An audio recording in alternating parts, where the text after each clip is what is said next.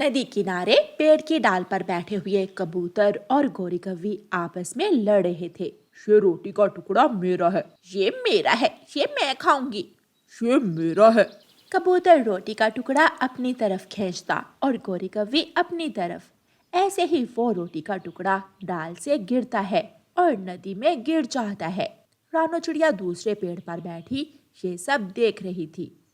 रानो चिड़िया गोरी और कबूतर के पास आती है। अगर ये रोटी का टुकड़ा आप दोनों मिल बांट कर खा लेते तो ऐसा ना होता। दोनों ने जिद की और रोटी का टुकड़ा नदी में गिर गया। दोष इस गंदी आंखों वाले का है। मैंने तो इसे कहा था कि रोटी का टुकड़ा मुझे दे दो, लेकिन इसने मेरी बात ही नहीं मानी। ढूंढकर मैं लाया था। आई बड़ी मुझे गंदी आंखों वाला कहने वाली काली कौवी। उस जंगल में रहने वाले सारे पक्षी ऐसे ही करते थे। वो किसी भी खाने की चीज को लेकर आपस में लड़ाई करते रहते थे। कौवा बुलबुल के बागीचे से फूलों का रस पी रहा था। ऊपर से बुलबुल आ जाती है। भाग भाग मेरे फूलों के बागीचे से। तुम यहाँ किससे पूछ कर आए हो? ये बागीचा मेरा है। तुम कौन होती हो मुझे रोकने वाली? यह बागीचा मेरे दादाजी ने लगाया था। और तुम्हारे दादाजी ने ये फूलों का बागीचा मेरे दादाजी को एक रोटी के बदले बेच दिया था। दोनों आपस में लड़ रहे थे। रानो चिड़िया वहां आती है। बुलबुल बहन, दोनों आपस में मिलकर मसले का हल निकालो। लड़ाई करोगे तो दोनों का नुकसान होगा। मैं नहीं मानूंगी। मैं भी ये फूलों का बगीचा तुम्हें नहीं दूंगा। कौवा गुस्से में अपने घर चला जाता है। जैसे ही रात होती है, कालू कौवा अपने घर से निकलता है और फूलों के बागीचे के सारे फूल तोड़कर फेंक देता है। अब ये फूलों का बगीचा ना मेरा ना बुलबुल का। ऐसे ही करता हूँ मैं।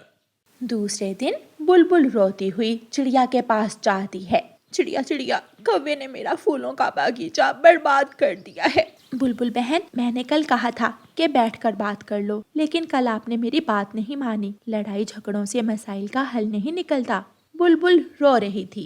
लेकिन अब तो कुछ भी नहीं बचा। जंगल में रहने वाला तोता तो किसी से बात ही नहीं करता था। वो अकेला दाना लेने जाता, अकेला फल लेने जाता।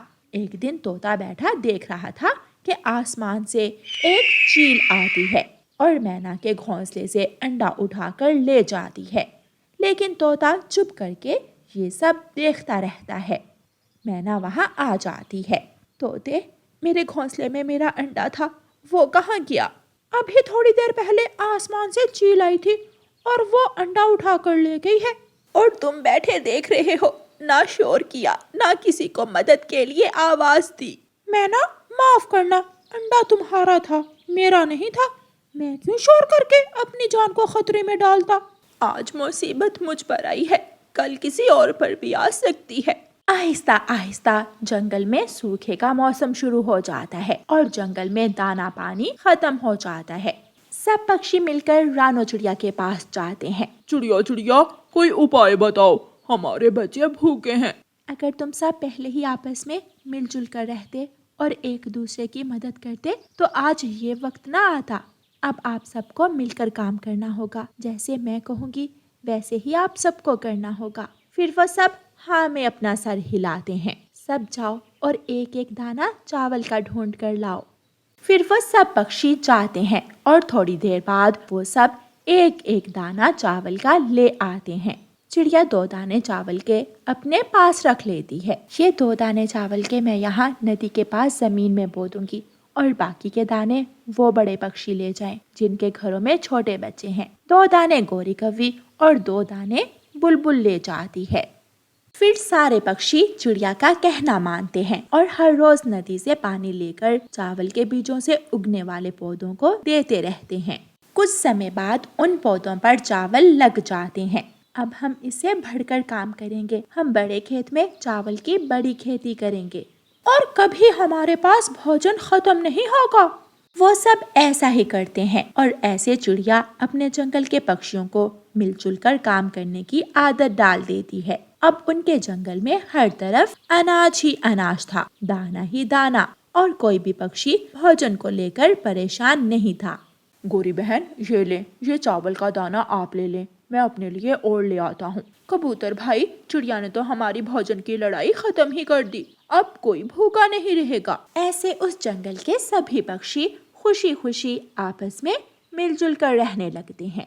प्यारे दोस्तों, इस कहानी को लाइक, अपने दोस्तों के साथ शेयर और चैनल को सब्सक्राइब करना बिल्कुल मत भूलना। आपका धन्यवाद। रानो चिड़िया की ऐसी कहानियाँ सुनने के लिए YouTube सर्च बार में रानो चिड़िया की कहानी लिखें या फिर ये बटन दबाकर बोलकर कहें रानो चिड़िया की कहानी।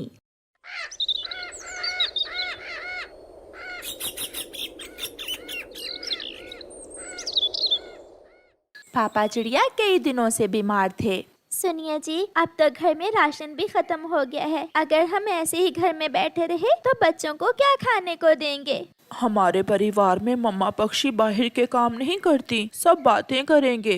जो बातें करेंगे वो कभी ये तो नहीं पूछने आए कि हमारे पास कुछ खाने को भी है या नहीं। आप मुझ पर विश्वास रखें और मुझे घर से बाहर जाने दें। मैं कोई ऐसा काम करूँगी जिससे आपकी इज्जत पर कोई आंच ना आए। मम्मा, भूख लगी है, मम्मा कुछ खाने को देना। जब पापा चिड़िया अपने भूखे बच्चों की तरफ देखता है तो मम्मा चिड़िया से कहता है, ठीक है, जब तक मैं ठीक नहीं हो जाता आप कोई काम कर लें। मगर करेंगी क्या आप? मैं फूलों से बहुत ही सुंदर टोकरियाँ बना सकती हूँ, ऐसी सुंदर टोकरियाँ जो पूरे जंगल में नहीं मिलती। क्या ये काम चलेगा? ये तो बहुत छोटा सा काम है। कोई भी काम छोटा बड़ा नहीं होता, मेहनत जरूरी होती है। फिर मम्मा चिड़िया अपने घर से निकलती है। मम्मा चिड़िया अपने बागीचे में जाती है और वहाँ से कुछ फूल तोड़ती है और फिर कुछ लचीले तिनके लेकर उनसे टोकरियाँ बनाना शुरू करती है। मम्मा चिड़िया कई तरह के रंग बिरंगे फूल जोड़कर टोकरियाँ बनाना शुरू करती है और फिर वो टोकरियाँ लेकर जंगल में बेचने निकलती है। टोकरियाँ टोकरियाँ, रंग बिरंगे फूलों से बनी फूलों की टोकरियाँ। चिड़िया, ये टोकरी तो मैंने पहली बार देखी है, मुझे एक टोकरी दे दो। हरियाली बहन, ये फूलों से बनी टोकरी महकती भी है और बहुत सुंदर है। केवल 50 रुपए में है एक टोकरी। फिर हरियाली तोती चिड़िया से एक टोकरी ले लेती है। मम्मा चिड़िया शाम तक जंगल में टोकरियाँ बेचती है और फिर शाम को अपनी कमाई से घर के लिए कुछ राशन लेती है। गुड़िया की मम्मा आज बहुत खुश थी क्योंकि आज वो अपने बच्चों के लिए खाना लेकर जा रही थी। गुड़िया की मम्मा, कैसा रहा आपका काम? 3 टोकरियाँ बिकी हैं आज। कल मैं दूसरे जंगल जाऊंगी, वहाँ के पक्षी मेरी टोकरियाँ बहुत पसंद करेंगे। मम्मा, मेरे लिए क्या लाई हैं आप? मैं अपनी बेटी के लिए खाना लाई हूँ। फिर मम्मा चिड़िया अपने बच्चों को खाना देती है। कई दिनों से भूखे बच्चे खाना खाने लगते हैं। दूसरे दिन मम्मा चिड़िया अपनी टोकरियाँ लेकर दूसरे जंगल जाती है। वहाँ उसे एक कौवी मिलती है। चिड़िया, मुझे एक फूलों की बनी हुई टोकरी दो। ये टोकरी 50 रुपए की है। मेरा घर दूर है, मैं तुम्हें अभी पैसे ला कर देती हूँ। वो ऐसा है ना कि मैं अपने पैसे घर भूल आई हूँ। फिर गोरी कौवी चिड़िया से टोकरी लेकर चली जाती है। कालू, देखो देखो, मैं एक चिड़िया को चूना लगा कर आई हूँ। मैंने उसे फ्री में टोकरी ले ली है। ये फूलों से बनी टोकरी बहुत शानदार है। शाम तक मम्मा चिड़िया वहाँ बैठकर कौवी का इंतजार करती है, मगर वो कौवी कहाँ आने वाली थी। वो कौवी तो झूठी निकली, अभी तक नहीं आई। शायद वो कोई फ्रॉडन कौवी थी। मुझे अब जाना होगा। उस दिन मम्मा चिड़िया बहुत परेशान थी क्योंकि आज उसकी एक ही टोकरी बिकी थी, वो भी वो कौवी मुफ्त में ले गई थी। मम्मा चिड़िया परेशान होकर घर वापस आ रही थी कि उसे नदी में एक बच्चे की आवाज सुनाई देती है। बचाओ बचाओ, मुझे बचाओ। वो बच्चा डूब रहा था। ये सब देखकर मम्मा चिड़िया अपनी टोकरी उस बच्चे के पास फेंक देती है। वो बच्चा उस टोकरी में बैठ जाता है और हवा से तैरती हुई वो टोकरी किनारे पर आ जाती है। आप बहुत अच्छी हैं, आपने मेरी जान बचाई है। चले, मैं आपको आपके घर छोड़ आती हूँ। मम्मा चिड़िया कबूतर के उस बच्चे को लेकर उसके घर जाती है। मम्मा पापा, मैं तो नदी में डूबने ही वाला था कि आंटी चिड़िया ने अपनी फूलों से बनी हुई टोकरी नदी में गिराकर मेरी जान बचाई। पति जी, आप इस चिड़िया को कुछ पैसे दे दें, इसने हमारे बच्चे की जान बचाई है। नहीं नहीं, मैं भिखारन नहीं हूँ। मैं अपनी टोकरियाँ बेचकर मेहनत से कमाई करती हूँ। क्या ये टोकरियाँ आपने बनाई हैं? हाँ, मैं फूलों से टोकरियाँ बनाकर ही बेचती हूँ। मेरी शहर वाले जंगल में बड़ी दुकान है, ये टोकरियाँ वहाँ बहुत पसंद की जाएंगी। आप ये अपनी दोनों टोकरियाँ मुझे दे दें। फिर कबूतर चिड़िया से दोनों टोकरियाँ 100 रुपए में खरीद लेता है और चिड़िया खुशी खुशी अपने घर चली जाती है। दूसरे दिन कबूतर जब अपनी दुकान पर जाकर वो टोकरियाँ रखता है तो कुछ ही देर में वो टोकरियाँ अच्छी कीमत में बिक जाती हैं। कमाल है, ये टोकरियाँ तो मिनटों में ही बिक गईं। दूसरे दिन चिड़िया अभी अपने घर में ही थी कि दरवाजे पर दस्तक होती है। कबूतर भैया आप कैसे आए हैं हम गरीबों के घर?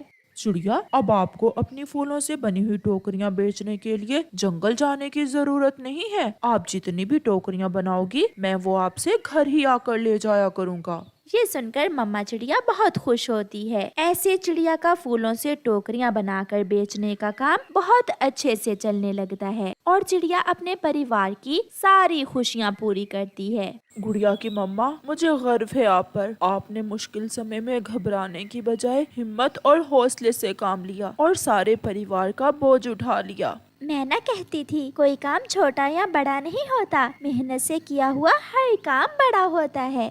प्यारे दोस्तों, इस कहानी को लाइक करना बिल्कुल मत भूलना। आपका धन्यवाद। चुन्नी और मुन्नी चिड़िया की 2 बेटियां थीं। चुन्नी गोरी बेटी थी जबकि मुन्नी का रंग थोड़ा सांवला था। चुन्नी अपनी सुंदरता पर बहुत गर्व करती थी, इसलिए वो हमेशा अपनी छोटी बहन मुन्नी का मजाक उड़ाती रहती। चुन्नी बहन, माँ ने कहा था भोजन लेने अपनी बहन के साथ जाना। शक्ल देखी है अपनी काली कलोटी, मैं जाऊंगी और वो भी तुम्हारे साथ? ना बाबा ना, मैं तो नहीं जाऊंगी तुम्हारे साथ। तुम्हारे साथ जाना मुझे ऐसे लगता है जैसे मैं किसी काले बादल के साथ जा रही हूँ। मुन्नी अपनी बहन की बातों का बुरा नहीं मनाती थी क्योंकि उसे पता था कि उसकी बहन तो है ही ऐसी। चुन्नी को तो हमेशा अपनी तारीफें सुनना ही पसंद थी। चुन्नी चुन्नी, तुम कितनी सुंदर हो। तुम्हारा रंग बहुत गोरा है। इस जंगल में तो क्या, दूर दूर के किसी भी जंगल में तुम जैसा कोई भी नहीं है। क्या मिठू, आप सच कह रहे हो? तो और क्या मैं तुम्हारा ये अमरूद खा सकता हूँ? हाँ मिठू, ये अमरूद तुम ले लो। तुमने मेरी इतनी ज्यादा तारीफ जो की है, अब तो मैं तुम्हें मना कर ही नहीं सकती। सब पक्षी ऐसे उसके तारीफें करते और उसका भोजन हत्या लेते थे। चुन्नी को अपनी खुशामद सुनने में बहुत मजा आता था। चुन्नी, मैं कल दूसरे जंगल गई थी, वहाँ के सभी पक्षी तुम्हारी सुंदरता की परिभाषा कर रहे थे। गौरी आंटी, क्या आप सच कह रही हो? तो और क्या, मैं झूठ बोल रही हूँ? अच्छा चुन्नी, ऐसा करो, मेरे घर की सफाई तो कर दो, मुझे थोड़ी देर के लिए बाजार जाना है।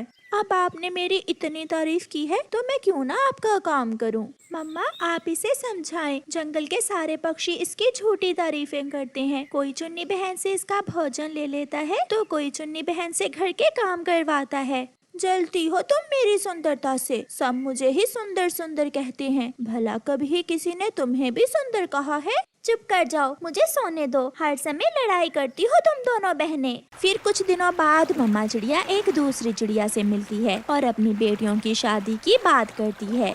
मेरा बेटा बहुत सुंदर और अमीर है, उसे अपने जैसी समझदार चिड़िया ही चाहिए। मेरी दोनों बेटियां ही बहुत समझदार हैं। आप कल आ जाना और उनमें से जिसे आप पसंद करोगी उससे अपने बेटे की शादी कर देना। घर जाकर मम्मा चिड़िया अपनी दोनों बेटियों को ये बात बताती है तो चुन्नी बहुत खुश होती है।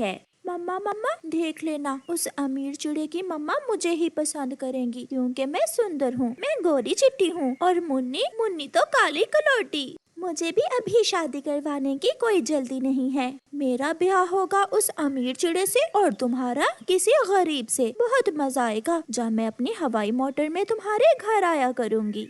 शर्म करो चुन्नी बेटी, क्यों ऐसे जली कटी बातें करती हो? जब दूसरे दिन वो चिड़िया अपने बेटे के लिए चुन्नी और मुन्नी को देखने आती है तो वो चिड़िया पहले गोरी कौवी से मिलती है।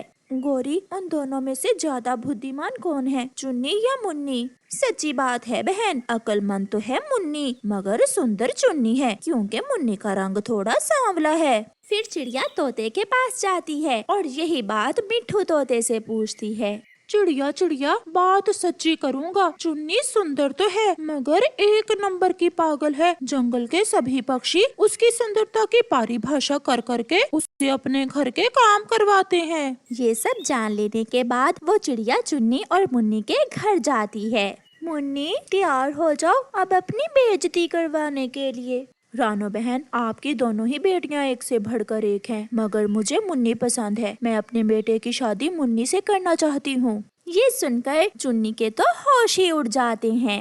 तुम कोई पागल चिड़िया हो बुढ़िया, मैं सुंदर हूँ, सब मुझे ही सुंदर कहते हैं। फिर वो चिड़िया मुन्नी को अपने बेटे से ब्याहकर अपने घर ले जाती है। मुन्नी अपने घर में बहुत खुश थी और उसका पति उसे एक हवाई मोटर भी लेकर देता है। चुन्नी भी एक चिड़े से मिलती है जो उसकी तारीफें करता है। चुन्नी, तुम बहुत सुंदर हो, कोई भी तुम जैसा नहीं है। क्या तुम मुझसे शादी करोगी? तुम जो मेरी इतनी तारीफें करते हो तो क्यों न मैं तुमसे शादी करूं। चुन्नी अपनी मम्मा से बोलकर उस चिड़े से शादी करवा लेती है, मगर चुन्नी ये जानकर बहुत पछताती है कि वो चिड़ा तो बहुत गरीब था, उसका घर भी टूटा हुआ था। चुन्नी अपने घर के बाहर बैठी अपनी किस्मत और बेवकूफी पर रो रही थी जब उसकी सांवली बहन मुन्नी अपनी हवाई मोटर में उसके घर आती है। मेरी बहन जो अपनी खुशामद करवाना पसंद करता है वो हमेशा आपकी तरह नुकसान ही उठाता है। देख लो, मैं आज अपनी हवाई मोटर में तुम्हारे घर आई हूँ और तुम इस टूटे हुए घर में बैठी रो रही हो। मगर आज चुन्नी चुप थी, वो तो बस रोए ही जा रही थी।